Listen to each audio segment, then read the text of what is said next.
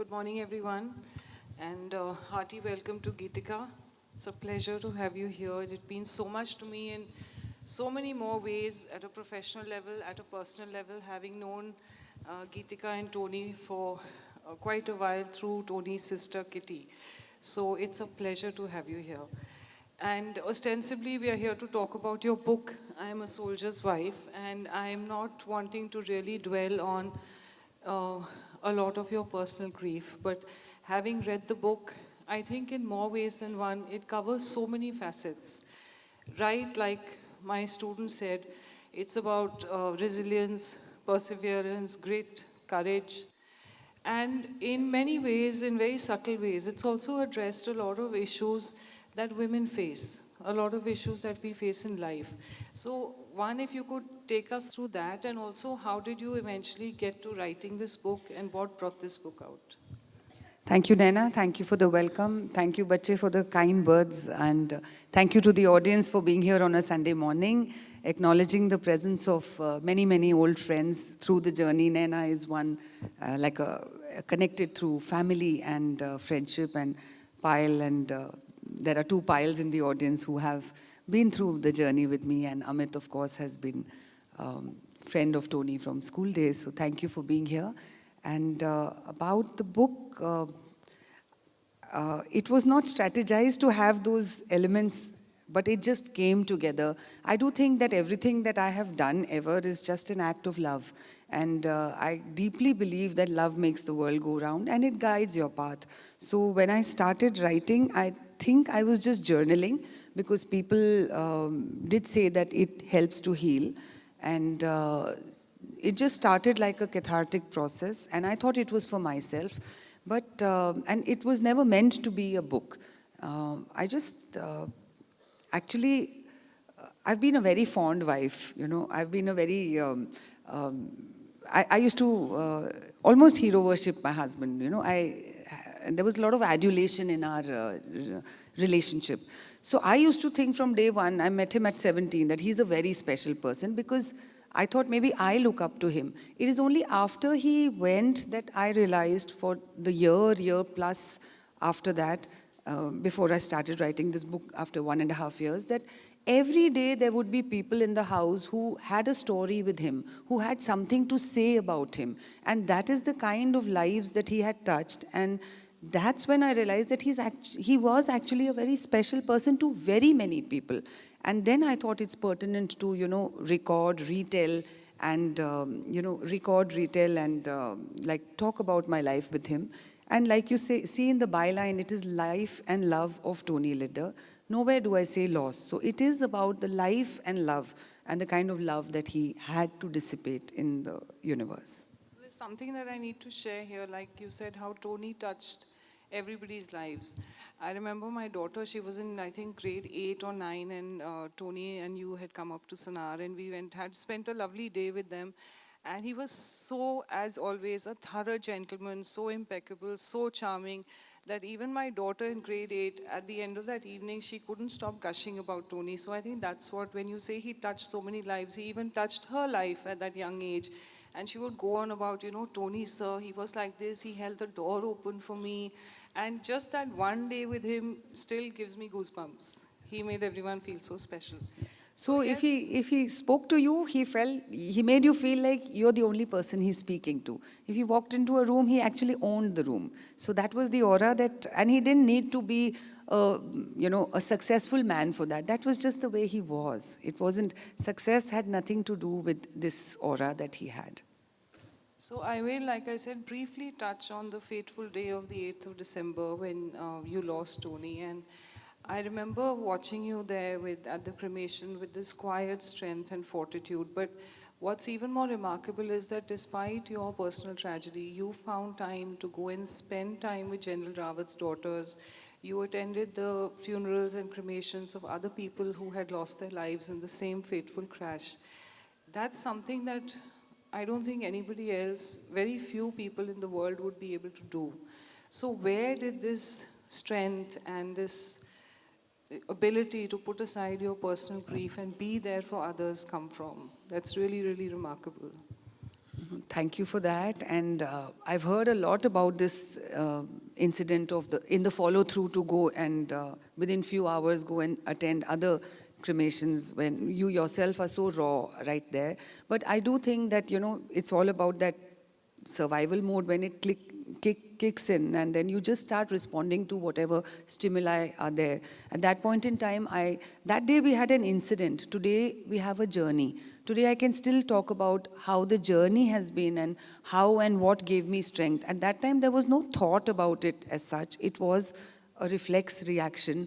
It was just an outreach to those girls and all the others. And I thought at that point in time, one, I'm very, very conscious of being a leader. I carry that name tag with a lot of pride. And in my head, it was all about the fact that I did not publicly shed tears. The fact that so many things, now when I look back at those reels or that attention that media gave, I think it was all in my head that, this is not the way he would want me to be. This is not the way. So those were the conversations that what is expected of me as his wife. I mean, would he like to see me like this? Would he like to see me distraught? So that was the guiding light. And the other part of it, Naina, about going to the Rawat girls or Agnes or the others who were in and around Delhi, is I thought at that point, we are thorough military wives. And the Payals here in the audience, we have done it with a lot of joy. All our duties have been very joyful to us. So there's never been a sense of, oh, I have to do this. So I also thought that this was my last military duty. I thought it was my last duty as a soldier's wife. What I didn't realize then was that you never stop being one. It's been 4 years to him, and I don't think that my duties have ended. There is still so much to do. So it was, I think, a bit of both. That's really fantastic. I hope more and more people can show that sense of duty, loyalty, and the strength, because very few people have that courage within themselves. In the book, you've also talked about, the 5 stages of grief, and everyone goes through this terrible cycle. Of course, I, for one, also believe that grief never leaves you. When people say that you'll get over something, that never happens. We learn to live with grief in different ways. But you mentioned that you went, the 5 stages of grief, that's denial, anger, bargaining, depression, grief, and finally acceptance. You said that it literally was almost that you reached the final stage just within 12 hours. So was it, like you said, survival mode, that you just had to get there? Because you also mentioned how with Ashna, you said that we have to get through this. Is the worst thing that can happen to us. And at the moment, that's what we need to do. And then we take things forward. So if you could just throw light on this fact, when you say that within 12 hours, you had sort of felt that you had reached the final stage of grief. So I probably jumped a few steps, and it's cyclical, like she says. It's like sitting on the side of the ocean and the tide comes and goes. So all those stages of grief will never leave you. Anything that you have in life, any adversity that you will face and we all have our stories. We all have difficult times. Life didn't come with a handbook of perfection for us. But what happens is that everybody deals, any situation that you face, किसी भी चीज़ की आपको तकलीफ देने की क्षमता finite है. कुछ भी हो गया, बॉयफ्रेंड ब्रेकअप हो गया, मार्क्स खराब आ गए, failure, rejection, trouble with in-laws, trouble with spouse, partner, anything, child is not performing well. जो आपको कोई भी चीज़ तकलीफ देती है, उसकी, the life of that is finite. But grief is something which has no timeline. It is infinite. So it is something that has happened. It is something like what Tony used to say, rear view में देख के गाड़ी चलाओगे तो accident हो जाएगा. You have to look ahead. So not to say that I was so profound at that point in time, and I remember telling Ashna on the 8th that, and a lot of our friends thought that they've actually lost both of us. I remember telling Ashna, I don't think I can even reach Palam tomorrow. I think before Papa comes back, you lose your mom also. But I think something kept ticking, and I think it's divine intervention or the courage he left me with that could help me. And of course, the lack of choice. I think courage is also stemming from a lack of, now this is it and we have to move forward. And not many people around me, and the entire matrix, was able or equipped to deal with this, So I think when there is no one around, you end up just rising to Yeah, the I think you occasion. kind of then have to sort of bear the burden of that responsibility, because I remember Auntie Tony's mom was absolutely broken. Your parents were shattered. Kitty was shattered. So I think it sort of subconsciously fell on you that I have to hold them all together. So moving on from that, the book also, when I mentioned that it's about courage and resilience, I think it's also a beautiful love story. And when you write about your life, you're talking about when you were very young, and we're all starry-eyed when we're young, and you said that all I wanted to do was just get married, this handsome, dashing officer, and I wanted to be his wife. And then now, over the years, you've also held some amazing appointments. You've held various responsibilities professionally. Today, you're vice principal at Sri Ram School. So what has that journey been like? Did you ever, when you got married, you were obviously very happy being in the army and married to Tony, and that's a lot of responsibility in the army as an army wife. I would like the girls to know it's almost like a full-time job. So how did that change happen? And if you could tell us about when you first met Tony and what your journey was like briefly. So it wasn't a very rosy fairy tale romance. We had a very long distance courtship and a lot of trouble getting married at that, because both our families were not for the marriage to begin with.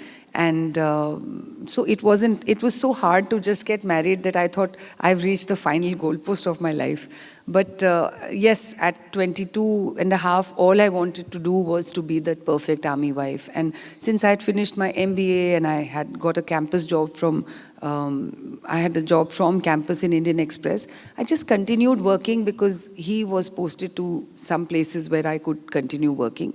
And it was not, like I say, I've flown with life the way it has just come to me. I've never had a plan. And it's just happened stages by stages. And there's something very pertinent here, that Tony was very, very focused that you must work wherever you can. So he was rather pushy onto that, and while I probably wanted to sit at home and bake cakes.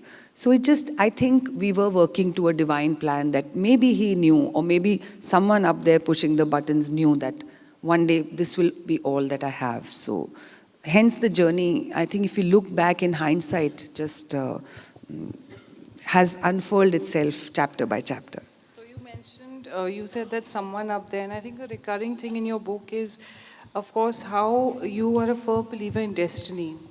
And if I can quote from your book, you said that I adjusted, this was when you were a young army wife, I adjusted to my fate and didn't begrudge my circumstances, like so many Indians who don't question their fate and accept what is dealt to them as their karma.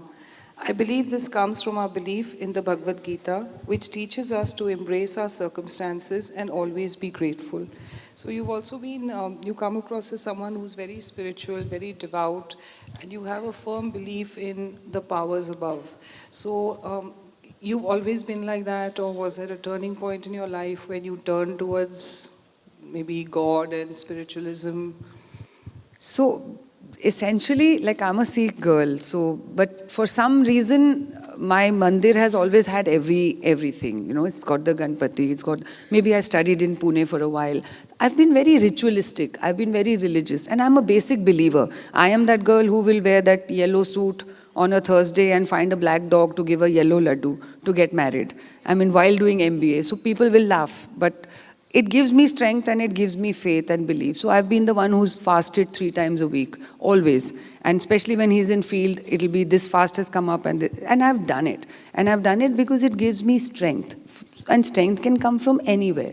So I was ritualistic, but then somewhere I was the believer. And maybe this whole episode, the way it came up and the tragedy and the trauma of it, I could only take because that was the day, I mean, within those 12 hours, I told myself that when God was so good to me, when life was so good to me, I never asked why.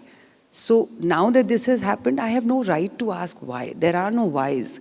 And the moment you do that acceptance, then, the healing comes from that crack.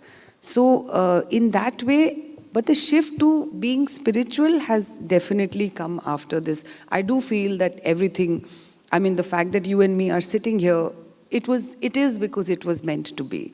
The fact that you are the people I'm able to impact with a little bit of my whatever little knowledge or evolution I call, is because it was destined. I do believe that whatever is happening or has happened was meant to be. So that gives me a lot of, and the conversation in my mind has shifted from being religious to being a little more spiritually evolved, in the sense that, I mean, I deeply believe in the divine, and there is a force above which is guiding us. And I mean, all this while, that third eye awakening moment, I don't know when it came. Like, all this while, I used to do that Monday, the Shivji ka fast, and, you know, be a very big Shiv Bhakt in my own head. When I realized the biggest lesson I could get was from that Nandi who's waiting outside the door. If you see the positioning of Nandi outside a Shiv temple, that dhairya and samarpan are the only two things it's telling you. The positioning is such, it's not passive aggression. It is not asking the Lord, are you going to, I am here. Are you going to give me that darshan, or are you going to come out for me? It's just, I am here patiently waiting and in surrender. So I feel that everything in our religion or anything in our faith, I mean, whether it's a novena or a fast or a, you know, everything gives you so many life lessons, and it just makes it very easy to live life by. Great. So coming to the birth of your daughter, Ashna, you've mentioned in your book that you had, you know, there were a few impediments along the way, and you've talked about fertility issues and fertility treatments. So bringing that in context to today, I wanted to know, do you still feel that being a woman without a child, and a woman choosing not to have a child, do you think society still considers that having a child is a prerequisite to complete yourself in some sort of way, that you haven't done it all if you haven't had a child, you're not, in some people's language, you're not a complete woman if you haven't had a child? And do you think there's still some sort of stigma? And, you know, like, I know you mentioned in the book that you loved being with other officers' children and loved them like your own, and then sometimes some people get a little nosy and ask unnecessary questions, but we're talking like maybe 20 years ago. Do you think that still happens today? And why? I think society and we are blessed to be living in a particular pop strata which is very, very sensitive, and nobody takes this as a sign of completion, in the sense that, and of course the conversations have changed from even being married. I mean, there are no questions around being married today. There are no questions around having partners today, multiple partners. Exactly. People choosing not to have a child. So all those things we are very alive to and very conscious of a new cognizance in the society we live in. However, I still maintain the fact of having that child around is a definite cement to the relationship, and it's a definite, I mean, it's a very joyful feeling to have. I would still feel that any couple would aspire for a child, not for the sake of completion of the rubric, but for the sake of completion of a sense of relationship, and of course, to be bringing something to the world, and not as a work in progress, but as, you know, as someone to call your own, and someone to, it's so wonderful to, why we love working with children, you and I, is because you are able to impact young lives and bring them up. And it's a responsibility, a huge one, to bring up you know, parenting is a huge responsibility, and I feel everyone should do their part in society. So I'd add to that, I think parenting is a huge responsibility and it's expensive. So talking about Ashna, I would just like to tell my students, she's graduated from SRCC and she's now working in Bangalore. And she released her book in 2021, In Search of a Title, in November 2021. So of course, the quintessential 4G child, I think, you know, we just sort of, it's a good term that they're so used to just moving from one station to the other, adjusting, making new friends, and then they obviously then develop this resilience and the ability to make friends, the ability to start afresh, the ability to pack up overnight and move somewhere. But I think the kind of strength and grace that Ashna has is way more than just being a 4G child. So if you could tell us a little about her and how what was her process of getting over this tragic incident in your life, and how is she doing now? What are her plans? So she seems like a hard nut. She seems all settled and all there, but I know She's a leader. She's a leader, a true one. But yeah, so her healing process is definitely slower than mine because she comes up with various equations of losing a parent, losing a father, and a father like him. For her, I think he was her only world. And the mother was the biggest sidey of all times.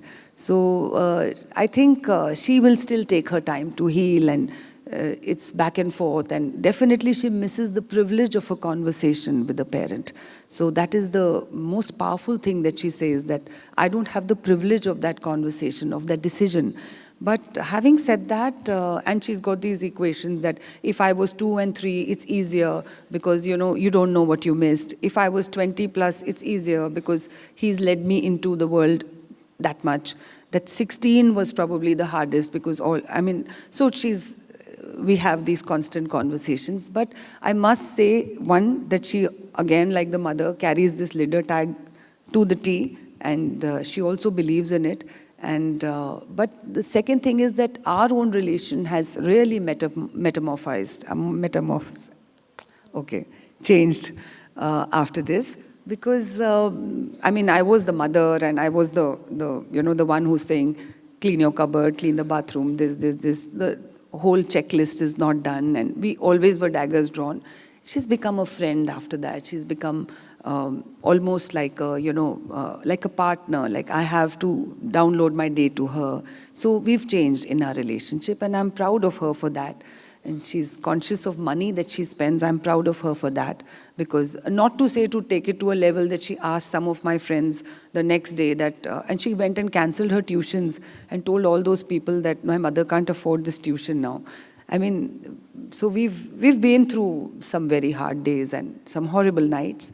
But I think evolution is all, our journeys as people, as souls has really taken a huge step. It's great to hear, and wish her all the very best. In the book, you've also mentioned, of course, besides Tony's charm and his affection and the kind of attention he would give to anyone in the room, his thought process, obviously being very disciplined, very systematic, he always wanted things his way, right? So if there was a difference of opinion, then he would sort of say, no, it has to be done this way. And you mentioned that sometimes you would just keep quiet because it was just, okay, fine, let's get on with it. And I just want to know, was that like a conscious thing that it's to maintain the peace? Because I think a lot of us women do it. We tend to just say, okay, forget it, I don't want to now get into an argument. And do you think that's something ingrained in us, like we are conditioned to be the peacemakers and therefore the ones who have to sort of say, okay, just to keep the peace, let's let this go? And is that okay? Like I'm not asking you what you did, is that okay? I'm saying this concept of women being the peacemakers and being conditioned that keep quiet, it's okay, talk about it later, you don't have to win this point. Is that right for women and these young girls as they step forward into the world to always be the ones to maintain the peace and avoid conflict?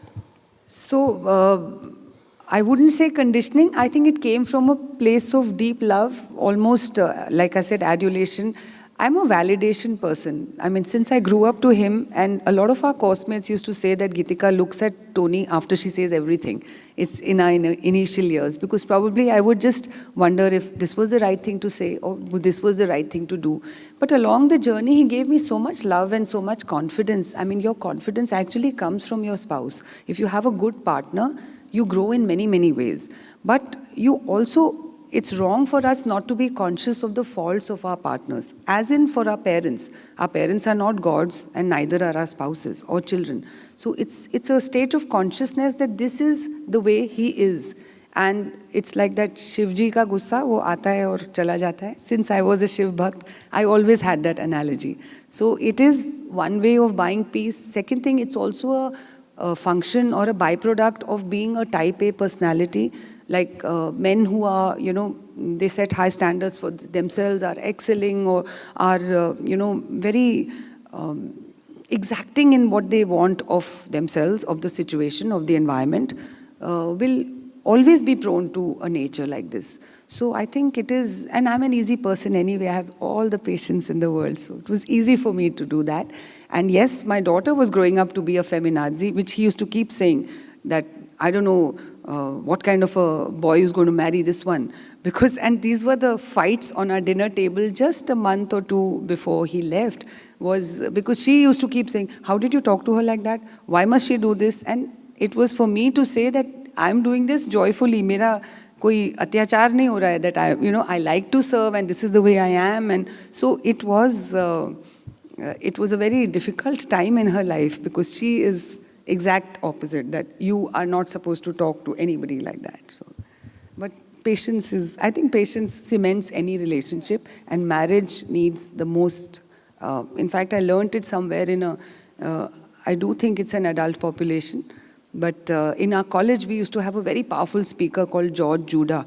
He used to speak in symbiosis on forums, and we were 17 and 18, it was hard for us to take, but that line has stuck, that the 3-letter word between a couple is not sex, it's ego. So the moment you have conquered your ego, you have a beautiful cemented relationship. So I'm guessing the trick really is that both partners have to learn to sometimes let go. And I'm saying that because my husband is sitting there. So he also needs to sometimes just let go like I let go. Hai na? Okay. Another very important thing that you've spoken about is the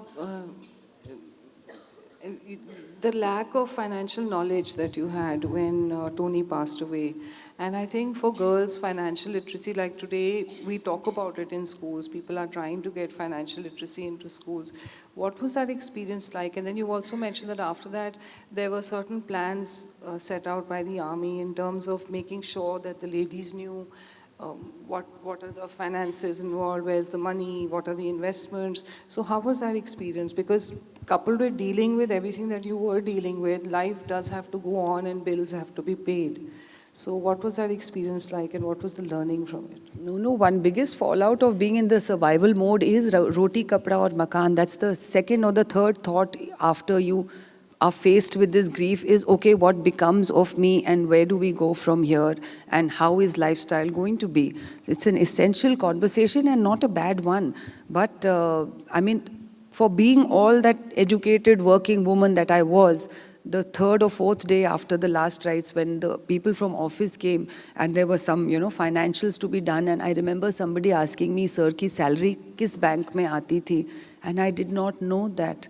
I mean, it was such a huge moment in life that, you are standing at 48 years of age and you have been partnering the process of bringing money into the house.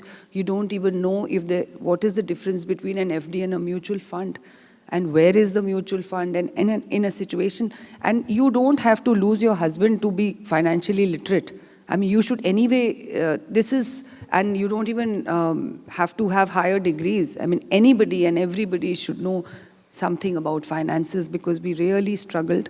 And I flagged it to Mrs. Naravne, who was then the army chief's wife, and she had begun a folder, I think, After Me folder, which is like a must for all ladies to know about, because yes, it is a must for anybody to know a bit about finances, so that you're more informed and you take informed decisions and you don't struggle.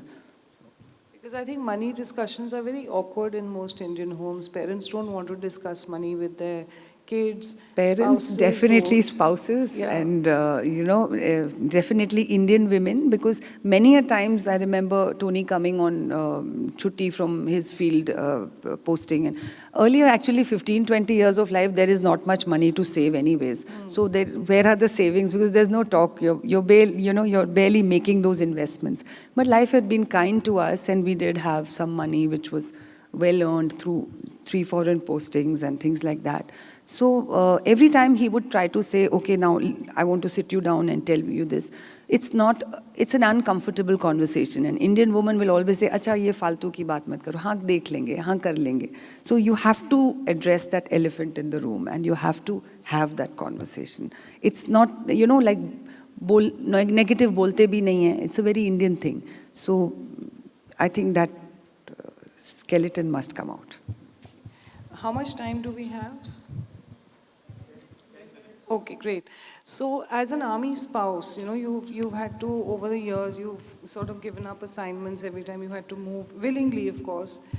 But today, when more and more girls are very, very serious about their careers, how do you feel that someone getting married to an army officer, or an air force officer, or a naval officer, how would she be able to balance her career? Because as it is, you have, like you were from the infantry, so long years of separations, lots of field postings. So that would still remain a challenge for girls if they were marrying into the services. It remains a challenge, but one, COVID has taught us the online medium, which I think a lot of our girls and young wives are doing very successfully, remote working and then going from time to time to. And nowhere should it be endorsed as a must do that you must quit your work to be with your husband. It is a couple decision, it is a personal decision, whatever works for anybody. And girls are aspirational and all of them have that right to be so. So we were of another template where we really wanted to make it work because of the love of the army.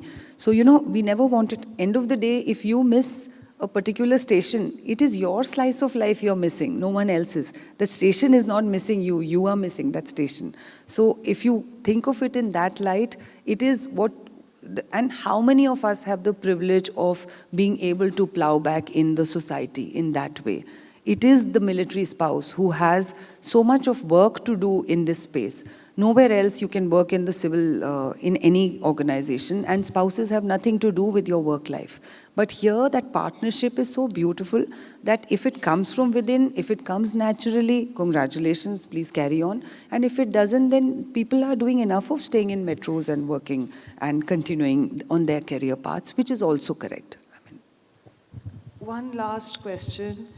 What advice would you want to give our girls if any of them is interested in joining the armed forces? What should they likely expect? Because one hears a lot of, even yesterday I think when General KJ Singh's session, somebody asked him a question about girls in the armed forces and he said, yeah, they're kind of not welcome yet, but they'll get there.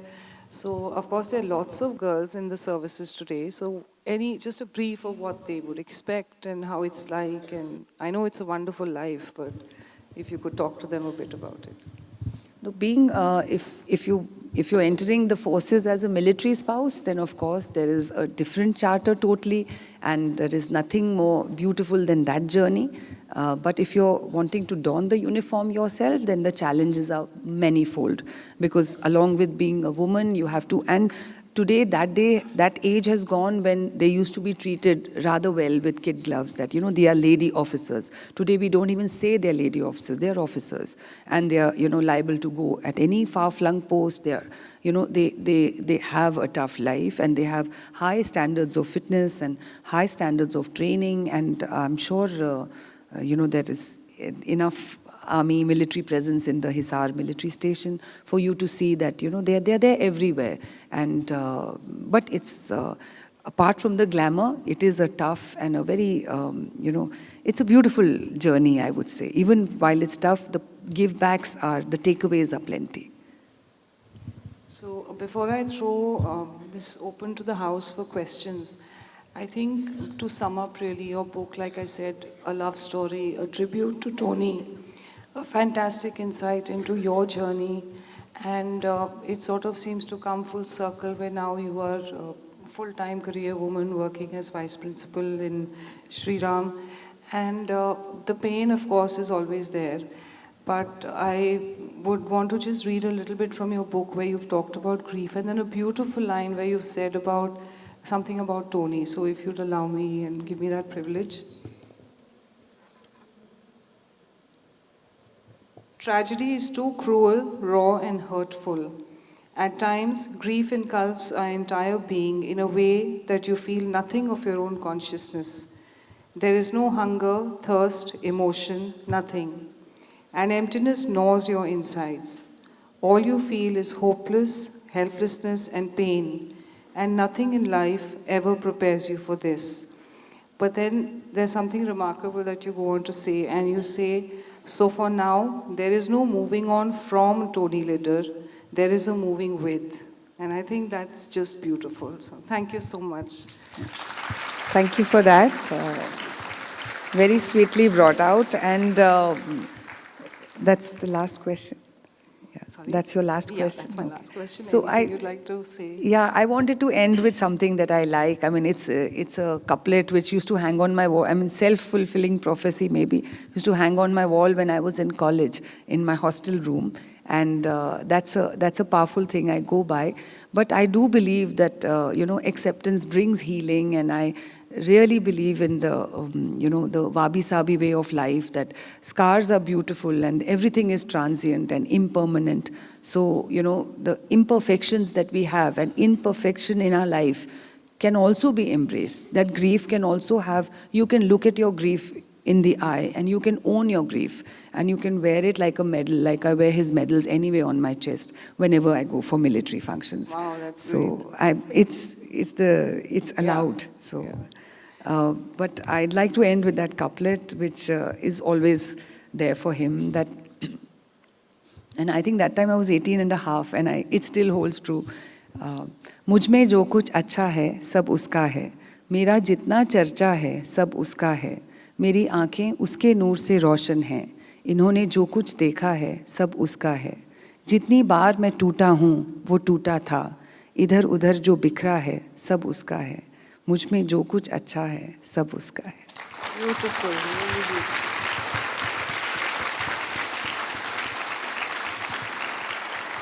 So, any questions from anyone? Would anyone like? Yes, please, Karshna. Beautiful session, ma'am. It was very insightful, first of all. I just wanted to ask, like you mentioned that you took life as it came and you went with the flow. So, I think that many of us also do the same.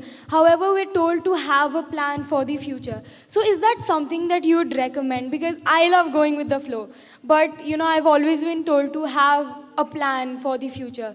So, is that something that you'd recommend, going with the flow? Everyone has to have an aim to be, I mean, at your age, definitely these kind of lives don't work. If today my daughter tells me I have no plan, I want to sit and bake cakes, I will not take it. But that time, it just worked for me well. Definitely have a plan have a plan, but don't get married to the plan. I mean, have that bandwidth to, like ma'am spoke about Ashna and her basic adaptability. And this is what I tell all students, because I also work in the space of students, student education, that the 4 dimensions of intelligence are very, very important. You are a generation which is dealing with a whole lot, which is not easy.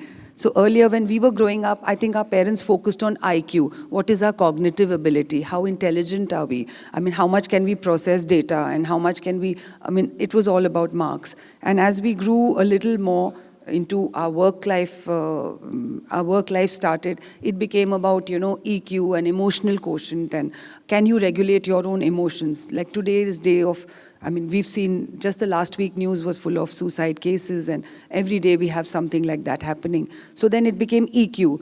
And then the conversation shifted around, if you can regulate yourself and your emotions, then your social quotient.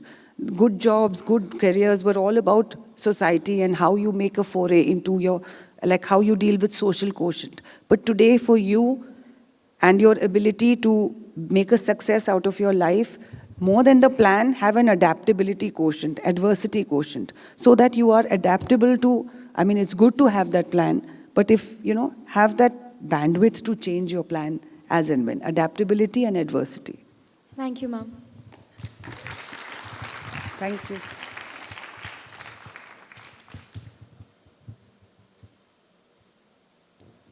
Any other questions? Yes, ma'am. Spardha.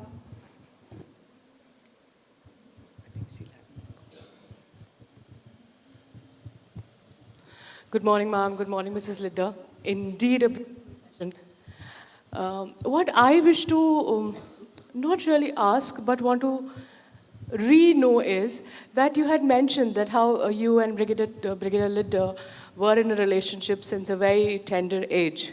Okay, there must have been a lot of adjustments, adaptations to each other. Whereas, I'm sure a lot of girls present in the room, these girls, or if I may say, the younger lot, they have this strange aversion to adapt and adjust. What does this strong army wife has to say about this? that it's okay to walk from both the ends. Like, you know, if I am walking 2 steps, the man should also walk. If the man is doing something great for me, I should also equate it. That's how the love grows. And it is okay to make adjustments for each other. So that's what I want you to talk about. Thank you. So I think kindness and empathy in any space is important, but I feel maybe the 2-2 formula may not work. Somebody can walk 1 and you may walk 4, but you have to make it work. So ideally, conflict cutting is key, because once you have that consciousness of the way you both are, then one person has to be a little more giving in many ways. So if you keep doing the yardstick and this rigidity in your adaptability that मैंने ये किया, मैंने खाना बनाया तो तुम बर्तन मांज दो, it doesn't work like that. I mean, that's a very raw and a useless example, but in any situation. So even in your friends, if you see around you right now, there are so many power dynamics in your own groups, and you will see that somebody adjusts a little more than the other. But then the group floats, amongst your friends. It's like, if you keep saying that I've called them twice and they've not called me yet, then we are going nowhere. So somewhere in life, the equations are not to be balanced. And sometimes embrace the imbalance and flow with it. So thank you so much, Geetika. It's been an absolute honor. And I have to say that before the session started, when we were watching the slideshow that you had on for us, I actually had a lump in my throat. So this has been a very heart-touching morning. And I think I might not be my place to say it, but I think Tony lives in all of us. We've all gained something from him. If we can touch the life of my daughter when she was in class 8, I think that sort of just says it all. So thank you so much. Thank you for having me over. Thank you so much. Thank you for the wonderful session, ma'am. I request Major General Amit Talwar to felicitate the guests.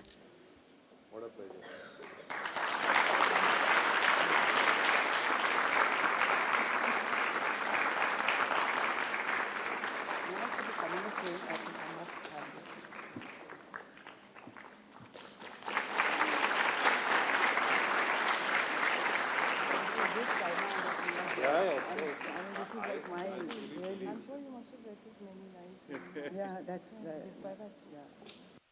Thank you so much. Thank you. What a pleasure. Meeting you for the first time. Yeah, you must.